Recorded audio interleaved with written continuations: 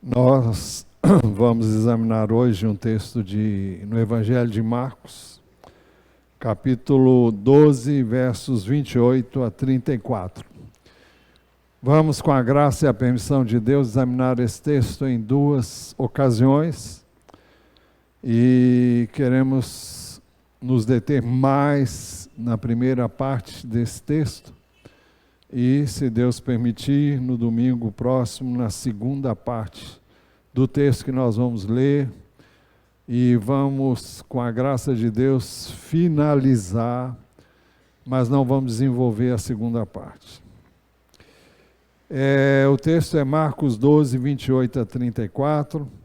Chegando um dos escribas que ouviu a discussão entre eles e viu que Jesus tinha dado uma boa resposta, perguntou-lhe: qual é o principal de todos os mandamentos?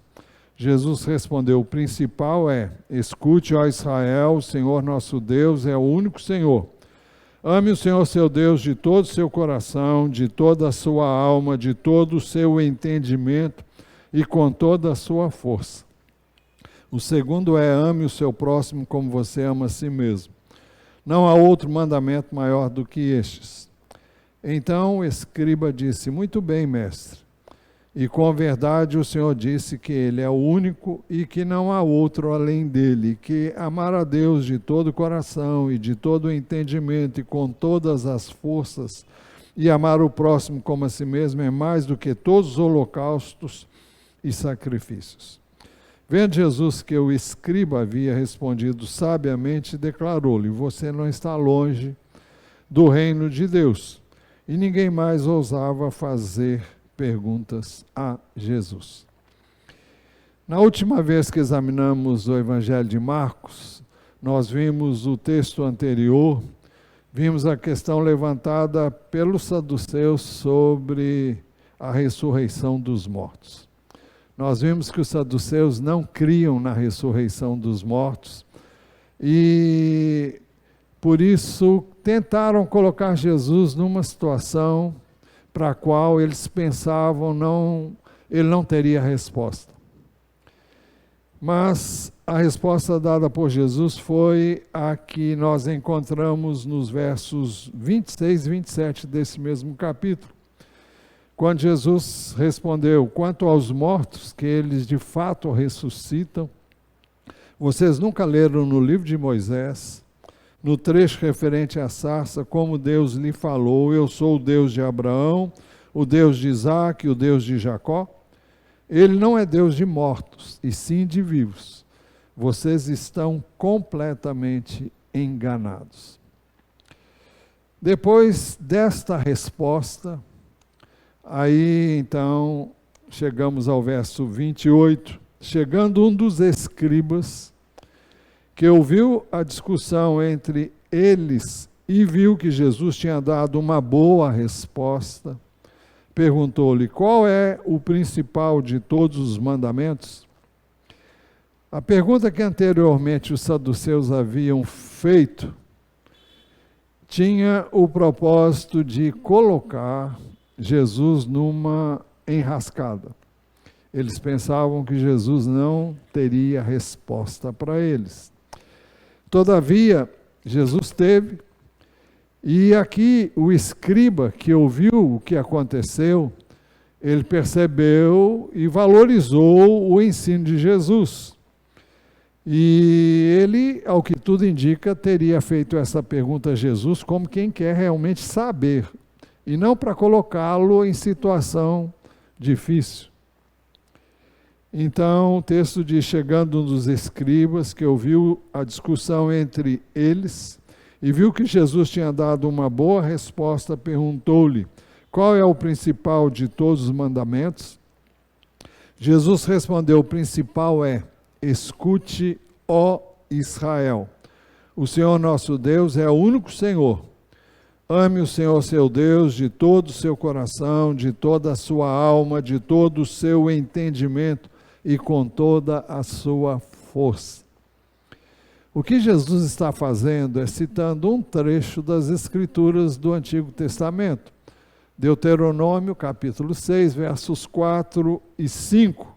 onde nós lemos a seguinte ordem dada pelo Senhor, através de Moisés: escute, Israel, o Senhor, nosso Deus, é o único Senhor.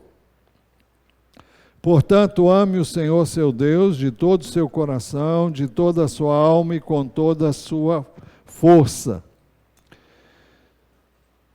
Muito bem. Jesus usou praticamente todas essas palavras e ele acrescentou apenas um detalhe. Jesus respondeu: o principal é: escute, ó Israel, o Senhor nosso Deus é o único Senhor. Ame o Senhor seu Deus de todo o seu coração, de toda a sua alma e de todo o seu entendimento e com toda a sua força. Se você prestou bem atenção, Jesus acrescentou a palavra entendimento, com todo, de todo o seu entendimento. Bem, nós vamos examinar mais detidamente aquilo que Jesus disse em resposta à pergunta que lhe foi feita. No verso 30, Jesus disse: ame o Senhor seu Deus de todo o seu coração. Coração, de todo o coração, significa de verdade. Quando você faz algo de coração, é porque você faz com, como a gente costuma dizer, com inteireza, com verdade, com autenticidade. Mas coração também é uma palavra que é usada para falar do espírito humano. Não é todo o texto que usa a palavra coração com essa finalidade, mas nós encontramos, por exemplo, em João 4, 23 e 24, deixa-me ver se é isso mesmo.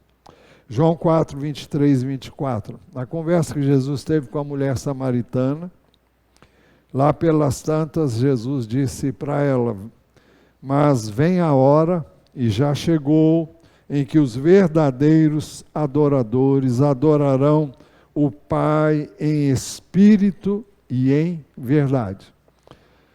A verdadeira adoração é a que é feita em espírito. Essa é verdadeira. Qual o significado disso? Você pode adorar a Deus de forma formal, legalista, de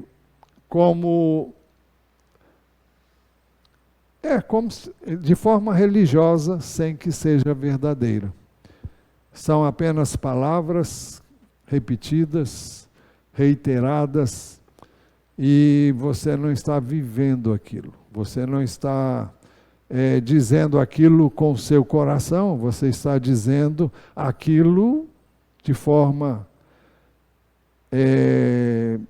formal, mas não passou pelo seu coração, não é algo que expressa o que você tem no coração. Jesus está falando de uma hora em que o homem seria regenerado, nasceria de novo, e ele receberia um coração novo, um espírito novo, um coração regenerado, como a gente canta, e o Espírito de Deus viria para viver nele. E por meio do Espírito de Deus, por meio do espírito humano, onde habita o Espírito de Deus, então o ser humano poderia adorar a Deus em espírito e em verdade. Porque essa é a verdadeira adoração, a que parte do coração, a que parte do espírito, onde habita o Espírito de Deus. Jesus disse então: mas vem a hora, e já chegou, em que os verdadeiros adoradores adorarão o Pai em espírito e em verdade, porque são estes que o Pai procura para seus adoradores. Deus é espírito, E é necessário que os seus adoradores o adorem em espírito e em verdade. O fato é que amar a Deus de todo o coração é amar a Deus com todo o seu espírito, de fato e de verdade, com sinceridade de coração. Mas Jesus diz de toda a sua alma. Alma é usado nas páginas do Novo Testamento, nos Evangelhos, foi usado várias vezes por Jesus, no sentido de um ser total. Jesus disse em Lucas capítulo 9, versículos 23 e 24, Jesus dizia a todos: se alguém quer vir após mim, negue-se a si mesmo, dia a dia tome a sua cruz e siga-me. Pois quem quiser salvar a sua vida, lá no original diz alma, a perderá. Pois todo aquele que quiser salvar a sua vida, a perderá. E quem perder a sua vida, a sua alma, por minha causa esse a achará. Então, o emprego de Jesus nas páginas do Novo Testamento, especialmente nos Evangelhos, quando ele se referiu à vida como um todo, a vida, o ser integral, foi usado muitas vezes a palavra alma. Eu diria quase sempre ele usou a palavra alma. Mas no contexto das epístolas, especialmente as epístolas do apóstolo Paulo, ele é o que nós podemos chamar de tricotomista. Ele ensina, e eu creio assim, que o homem é um espírito que tem uma alma e habita num corpo. E nós vemos isso em 1 Tessalonicenses 5:23 de uma forma bem clara, como em nenhum outro lugar podemos ver isso. O apóstolo escreveu dizendo: o mesmo Deus da paz os santifique em tudo, e que o espírito, a alma e o corpo de vocês sejam conservados íntegros e irrepreensíveis na vinda de nosso Senhor Jesus Cristo. Então, ele fala da necessidade de sermos santificados no espírito, na alma e no corpo. Voltando ao que Jesus disse de toda a sua alma, alma no grego é psique ou psique, que significa aquilo que nós conhecemos comumente, e é a sede das emoções, que vem do espírito e que a alma comunica, é sede da vontade e é sede dos pensamentos. Então, é isso que o apóstolo Paulo está dizendo aqui, e possivelmente, creio, é o que Jesus quis dizer, com toda a sua alma. Mas Jesus acrescentou de todo o seu entendimento. Nenhum de nós conhece a Deus com o mesmo entendimento. Nós conhecemos a Deus de acordo com o entendimento que nós recebemos do próprio Deus, à medida em que o buscamos e à medida em que desejamos conhecer a Deus. Então, Deus se revela de forma, eu creio que a cada um de nós de forma gradual, à medida em que nós o buscamos e que nos relacionamos com Ele. E quanto mais nos relacionamos com Ele, mais o conhecemos, mais recebemos entendimento. E essa é a razão pela qual as pessoas que têm mais entendimento e mais relacionamento com Deus têm maior responsabilidade diante de Deus. Porque tem um conhecimento que o outro não tem. Alguém pode dizer, mas o outro não tem porque não busca. Concordo. Ou às vezes porque tem limitações. Não sei, não quero entrar nesse detalhe. Mas o texto que me veio à mente para falar sobre isso é um texto que eu já usei aqui muitas vezes e gosto demais dele, é Provérbios capítulo 2, versos de 1 a 6. O texto diz, meu filho, se você aceitar as minhas palavras e guardar no seu coração os meus mandamentos, se você der ouvidos à sabedoria e inclinar o seu coração ao entendimento, veja a palavra entendimento aí. Se você inclinar o coração ao entendimento, se você desejar o entendimento. Bom, sim, se você pedir inteligência, essa inteligência não é o QI humano, é inteligência espiritual. E gritar por entendimento. Vocês devem se lembrar que lá no Éden, Deus disse para o homem não comer de que árvore? Da ciência ou do conhecimento do bem e do mal. Então existe um conhecimento que não é o de Deus e nem vem de Deus. Mas aqui o texto está falando da necessidade de dar ouvidos à palavra de Deus, de aceitarmos a palavra de Deus, de guardar no coração essa palavra, os seus mandamentos, dar ouvidos à sabedoria que vem de Deus, e inclinar o coração ao entendimento. Quem dá o entendimento é o Espírito de Deus. Sim, se você pedir inteligência, e gritar por entendimento. Se buscar a sabedoria como a prata e a procurar como se procuram tesouros escondidos, então você entenderá. Então você entenderá o temor do Senhor. Por que temer a Deus? O que é temer a Deus? Então você entenderá o temor do Senhor.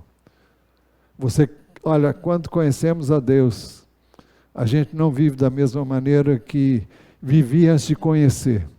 E Deus se revela dia após dia a mim e a você, e quanto mais conhecemos Ele, mais nos santificamos.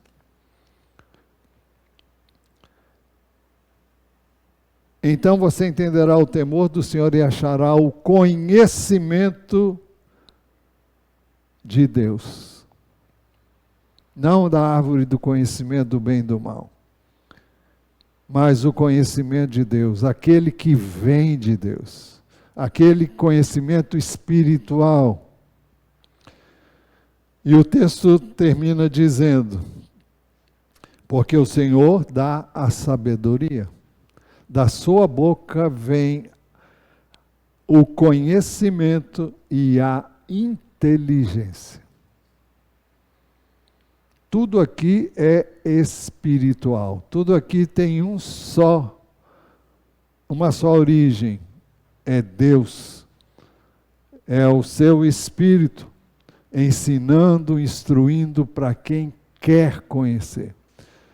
Então Jesus disse que, no texto que nós lemos, primariamente, o principal é: escute, ó Israel, o Senhor nosso Deus é o único Senhor, ame o Senhor seu Deus de todo o seu coração, de toda a sua alma e de todo o seu entendimento. É você colocar tudo que você já sabe, já conhece e tem no relacionamento que você tem com Deus. É dar tudo que você já recebeu, já tem, e tem querido ter.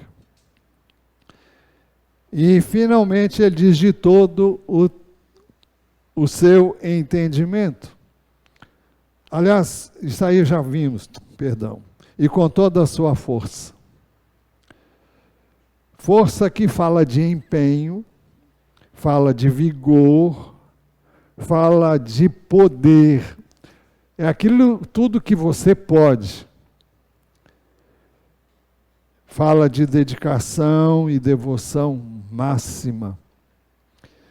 Então, é esse o mandamento que nós recebemos de Deus nas páginas do Antigo Testamento e que é repetido por Jesus como o principal dos mandamentos. Ouve, ó Israel, o Senhor nosso Deus é o único Senhor. Amarás, pois, deixa-me ver se é assim mesmo. Não, aqui é diferente. Ame o Senhor, seu Deus, de todo o seu coração, de toda a sua alma e de todo o seu entendimento e com toda a sua força. Isso significa dedicação integral. Significa devoção total. Significa que Ele é Senhor, que Ele deve ser honrado, buscado como o principal a ser buscado. Ele é a pessoa mais importante da minha vida. Ele é a pessoa a quem eu devo servir em primeiro lugar, a quem eu devo amar mais do que qualquer pessoa ou mais do que qualquer outra coisa. Essa é a razão porque qualquer coisa que nós colocarmos no lugar de Deus, para agradar quem quer que seja, constitui-se numa idolatria. Idolatria não é adorar um ídolo apenas. Idolatria é você colocar coisas, pessoas, valores no lugar de Deus. Significa não dar a Ele a primazia, não dar a Ele o primeiro lugar, não amá-lo com todo o seu ser, com todo o coração, com toda a alma, com todo o entendimento e com toda a sua força. Como é que nós podemos amar a Deus assim? Se de fato o conhecermos. O profeta Jeremias, no capítulo 9, versículos 23 e 24, diz: assim diz o Senhor, não se glorie o sábio na sua sabedoria, nem o forte na sua força, nem o rico nas suas riquezas, mas aquele que se gloria, glorie-se nisto, em me conhecer e saber que eu sou o Senhor, e faço misericórdia, juízo e justiça na terra, porque destas coisas me agrado, diz o Senhor. Então, o texto é muito claro e nos mostra que eu e você devemos nos gloriar numa única pessoa. E essa pessoa é Deus. Mas aquele que se glorie, glorie-se nisso, em me conhecer e saber que eu sou o Senhor. E faço misericórdia, juízo e justiça na terra, porque destas coisas me agrado, diz o Senhor. Nós só podemos amar a Deus assim, porque fomos objetos do seu amor primeiro. Nós não amamos a Deus por nós mesmos, mas nós podemos amá-lo assim porque Ele nos amou primeiro. 1 João 4,19 diz, nós amamos porque Ele nos amou primeiro.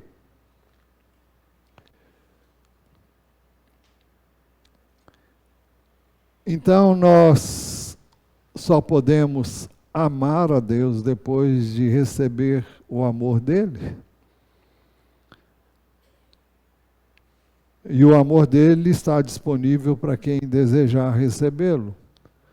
Porque o texto mais divulgado na Bíblia com relação ao amor de Deus é João 3,16, porque Deus amou o mundo de tal maneira que deu seu Filho unigênito para que todo que nele crê não pereça, mas tenha a vida eterna.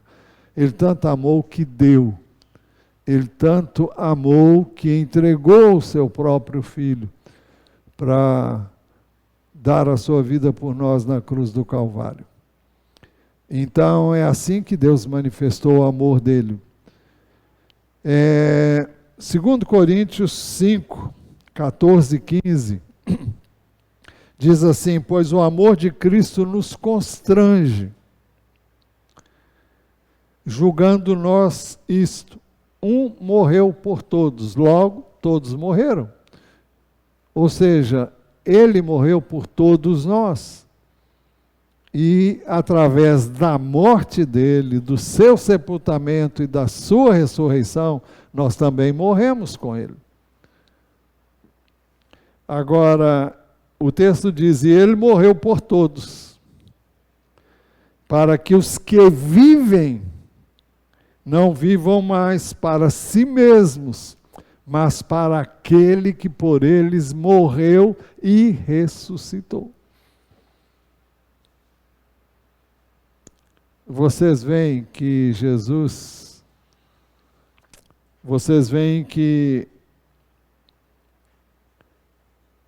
nós, através de Jesus, morremos para nós mesmos, para viver para Ele. Eu vou repetir: pois o amor de Cristo nos constrange. Nos constrange é um amor assim que nos pode fazer corar de vergonha, porque nenhum de nós ama como fomos amados por Deus. Julgando nós isso, é uma referência a Jesus, morreu por todos, logo todos morreram. E ele morreu por todos, para que os que vivem por meio dele, não vivam mais para si mesmos, mas para aqueles que por ele morreu e ressuscitou. O amor de Deus por nós é constrangedor. É algo que realmente nos deixa maravilhados. Outro texto que deixa isso muito claro é Romanos 5:8. Mas Deus prova o seu amor para conosco pelo fato de ter Cristo morrido por nós, sendo nós ainda pecadores. Então vejam, não foi porque ele me achou mais legal do que qualquer outra pessoa. Não foi porque eu fiz o que ele esperava que eu fizesse. Não foi porque, por nenhuma outra razão. Ele me achou no pecado, me achou separado dele, me achou condenado à morte, me achou indigno. Eu já disse aqui algumas vezes, mas não faz mal repetir.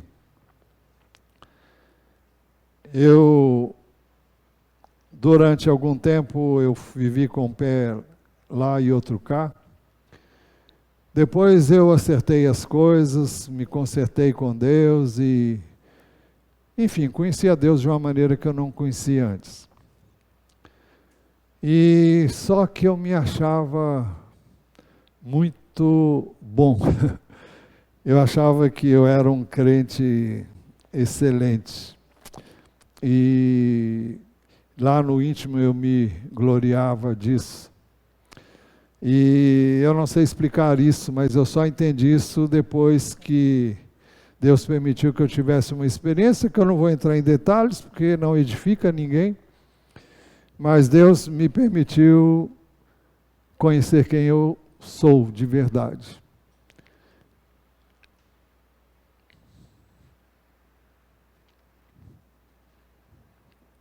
Ele me permitiu descer no fundo do poço. Deixou que eu conhecesse a minha capacidade de pecar. a minha capacidade de fazer tudo aquilo que eu jamais podia imaginar que eu faria. E quando eu estava nessa situação, lendo a palavra dele, ele mostrou na palavra dele com toda a doçura e coração que só ele tem, onde estava o meu erro. E de repente aquilo saltou aos meus olhos.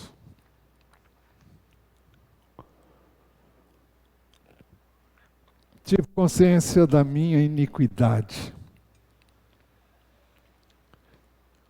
Me arrependi profundamente. Pedi perdão a Ele. Pedi perdão para as pessoas para as quais eu dei um mau testemunho. Experimentei o abraço de Deus. Experimentei o perdão de Deus e eu nunca vou esquecer isso. Porque depois de me ver na situação em que eu me vi, Ele estendeu as mãos para mim, me deu perdão, me purificou, me limpou. E hoje eu sei o que é a graça de Deus. Não sei porque eu ouvi dizer, eu sei porque eu vivi isso na minha vida. Então, é muito bom você sentir-se amado, mesmo sendo quem você é, pecador, indigno, que não merece.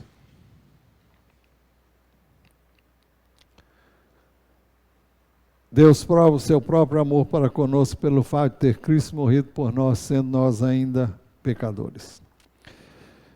E eu quero ler um fato que aconteceu com Jesus e uma mulher, que é narrado em Lucas 7, 36 a 50. O texto diz: um dos fariseus convidou Jesus para que fosse jantar com ele. Jesus, entrando na casa do fariseu, tomou lugar à mesa. E, para vocês entenderem, passa o slide aí, por favor, de como seria essa mesa e como as pessoas se sentavam nessa mesa. Apaga as luzes aqui, por favor, para vocês verem. Está dando para ver como é que as pessoas se sentavam? Então, veja, elas... Parece que tinha ali algumas almofadas, elas sentavam na almofada, mas era assim que assentavam, e o pé ficava de fora. Isso vamos ver o outro também. O outro, não sei se o outro é pior ou melhor do que esse. Não, aqui não dá para ver, não. Então fica só com o primeiro, você já teve uma ideia. Então um dos fariseus convidou Jesus, pode acender as luzes, não vou ver mais nem o slide. Um dos fariseus convidou Jesus para que fosse jantar com ele. Jesus, entrando na casa do fariseu, tomou lugar à mesa. E eis que uma mulher da cidade pecadora, sabendo que ele estava jantando na casa do fariseu, foi até lá com um frasco feito de alabastro cheio de perfume. E entrando por detrás, aos pés de Jesus, Jesus estava na mesa e os pés dele do lado de fora. Então ela chegou por detrás, aos pés de Jesus, chorando. Molhava-os com as suas lágrimas e os enxugava com os próprios cabelos. Ela beijava os pés de Jesus e os ungia com o perfume. Você pode imaginar essa cena? Ao ver isso, o fariseu que havia convidado disse consigo mesmo: se esse fosse profeta, bem saberia quem e que tipo de mulher é esta que está tocando nele, porque é uma pecadora. Jesus se dirigiu ao fariseu e lhe disse: Simão, tenho uma coisa para lhe pedir. Ele respondeu: diga, mestre. Jesus continuou: certo credor tinha 2 devedores. Um lhe devia 500 denários e o outro 50. E como eles não tinham com que pagar, 50 denários equivalia a 50 dias de trabalho. E o outro devia 500. Era um valor considerável. E como não tinham com que pagar, o credor perdoou a dívida de ambos. Jesus então pergunta: qual deles, portanto, o amará mais? Simão respondeu: penso que é aquele a quem mais perdoou. Jesus disse: você julgou bem. E voltando-se para a mulher, Jesus disse a Simão: você está vendo essa mulher? Quando entrei aqui em sua casa, você não me ofereceu água para lavar os pés. Esta, porém, molhou os meus pés com lágrimas e os enxugou com seus cabelos. Você não me recebeu com um beijo na face. Ela, porém, desde que entrei, não deixou de beijar-me os pés. Você não ungiu a minha cabeça com óleo, como faria um bom anfitrião. Mas esse anfitrião sou eu que estou falando, viu? Mas esta com perfume ungiu os meus pés. Por isso afirma você que os muitos pecados dela foram perdoados, porque ela muito amou. Mas aquele a quem pouco se perdoa, pouco ama. Então Jesus disse à mulher: os seus pecados estão perdoados. Os que estavam com ele à mesa começaram a dizer entre si: quem é este que até perdoa pecados? Mas Jesus disse à mulher: a sua fé salvou você, vá em paz. Bem, esse texto mostra que aquela mulher reconheceu em Jesus quem ele realmente era. Ela reconhecia a si mesma como pecadora, ela se humilhou. E por isso ela chorava. Ela se arrependeu.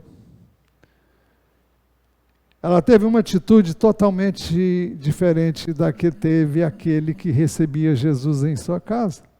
Mas era uma mulher pecadora.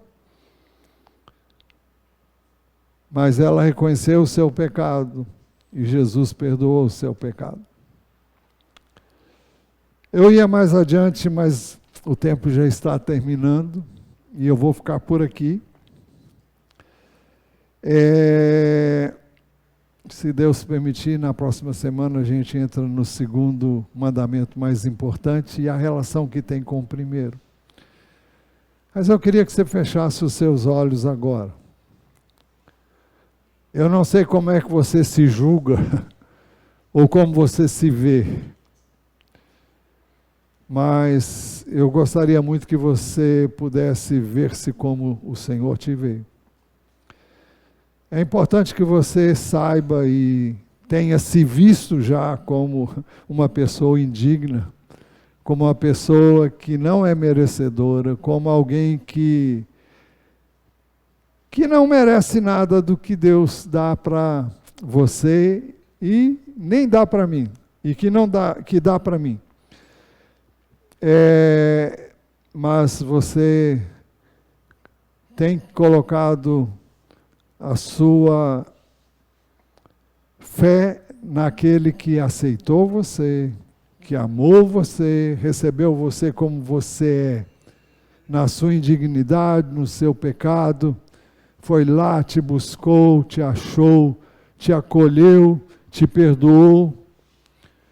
Isso é motivo para você dar muitas glórias e graças a Deus.